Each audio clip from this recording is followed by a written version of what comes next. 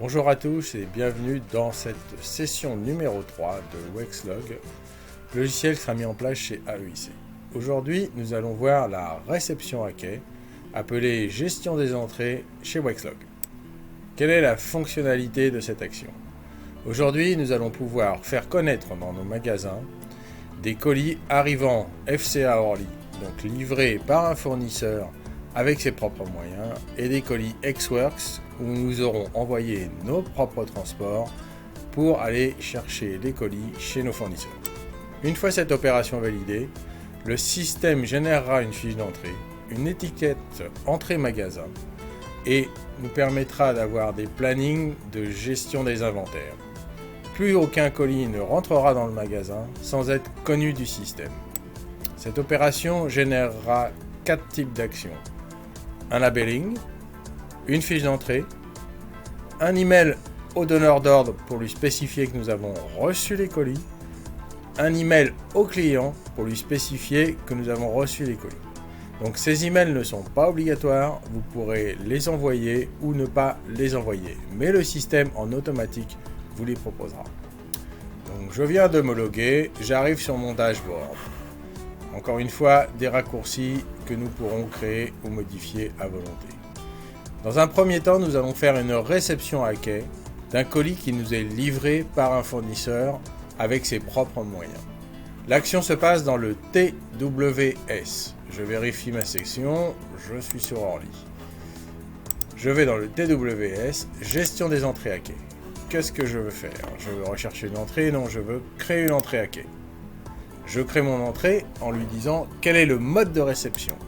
Ou c'est un transport ou c'est une réception à quai. Nous sommes dans le cas d'une réception à quai. Mon fournisseur s'appelle Test du 15.5. La référence par exemple que vous pouvez trouver sur le bon de transport. Il va être classé dans une travée. Vous choisissez votre travée quand elles seront bien définies. On va le mettre au niveau B1. Voilà. Ici, vous avez la réserve.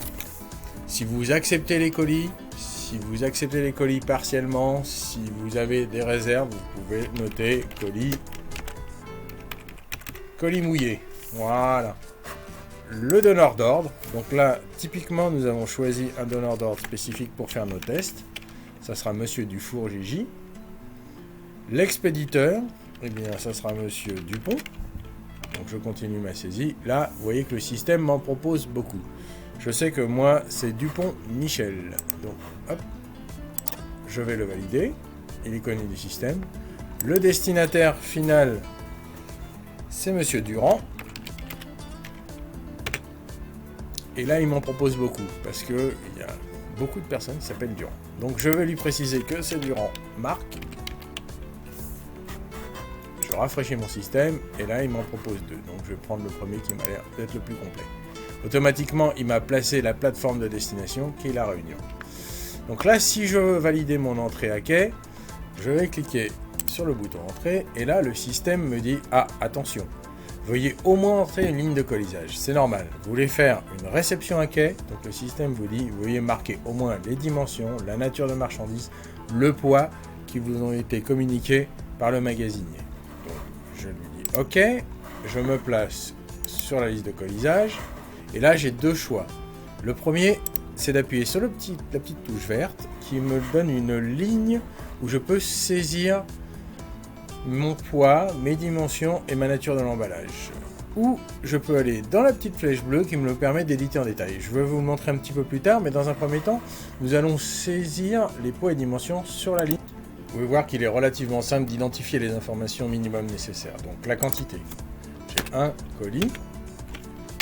Je ne sais pas quel type d'emballage. Donc je marque, par exemple, je sais que c'est une caisse, un carton ou une cage. Donc je mets C. Le système va me proposer les différents types de choses qui sont disponibles sur le système. Donc je vais lui dire que c'est une caisse d'un poids 200 kg. Le poids net, c'est pas important. Ensuite, derrière, je vais regarder la longueur, la largeur, la hauteur que m'aura remis mon magasinier. Ça vous calcule automatiquement le volume et je vais lui dire que c'est du General Cargo. Donc voilà, là j'ai une liste de colisage qui devrait être prise en compte par le système. Mais je peux voir en détail en allant sur cette petite flèche et en rentrant sur un masque un petit peu plus détaillé où vous pouvez saisir beaucoup plus de choses. Nous reviendrons plus tard sur ce masque. Donc pour aller plus loin, pour faire connaître ma référence d'entrée et mon entrée magasin, parce que là vous pouvez le voir qu'en fait il n'y a aucune référence, c'est-à-dire que le système n'a toujours pas enregistré ma référence. Je valide et le système me dit quoi? Vous voulez modifier l'entrée? La confirmer. Je lui dis je la confirme. Que vous voulez faire? Retourner à l'entrée en cours, c'est-à-dire la réouvrir et la modifier, ou visualiser l'entrée à quai? Je visualise l'entrée à quai. Et là, automatiquement, vous pouvez voir que le système nous a généré un numéro d'entrée, qu'il a pris en compte toutes nos informations. Donc mon entrée est connue dans le système. Quels documents ont été émis? Donc je vais sur la case documents. Je vois ici le label, donc une étiquette d'entrée magasin qui va nous permettre d'identifier le colis à l'intérieur du magasin. Donc comme vous pouvez le voir, double-clic sur l'étiquette et celle-ci s'ouvre. Voilà. Vous avez les informations génériques et un système de code barre si nous validons ce système. Une fiche d'entrée à quai, un rapport d'entrée en fait que vous aurez à mettre dans votre dossier qui reprend tous les éléments de ce qui s'est passé sur cette entrée à quai. Donc, je vais vous le montrer. Voilà le bon d'entrée, l'escale qui a fait la plateforme, le client, l'expéditeur, le donneur d'ordre, les poids, les dimensions, l'information de réserve s'il y a une réserve. Et donc, comme vous pouvez le voir, c'est assez complet et à mettre dans votre dossier. Le système vous aura généré aussi une ligne qui est destinée à avertir le donneur d'ordre que vous avez rentré un colis en magasin et lui demander bien sûr ses consignes. Donc vous allez sur le côté, la petite enveloppe là qui ressemble à un email, et automatiquement le système vous génère un mail reprenant les informations, donc avec le nom du destinataire, la référence de la marchandise, les poids, dimensions et qu'est-ce qu'il souhaite faire. Est-ce qu'il souhaite consolider, pas consolider? Vous l'envoyez, vous ne l'envoyez pas, c'est à vous de voir par rapport à la relation que vous avez avec votre donneur d'ordre et aux souhaits que vous avez en termes d'exploitation. Petite astuce, sous Windows, à Outlook 365, vous avez la possibilité de différer l'envoi de vos mails. Vous cliquez ici sur la petite flèche et vous envoyez, moi je vais lui dire que je veux que ça parte que demain à 17 h.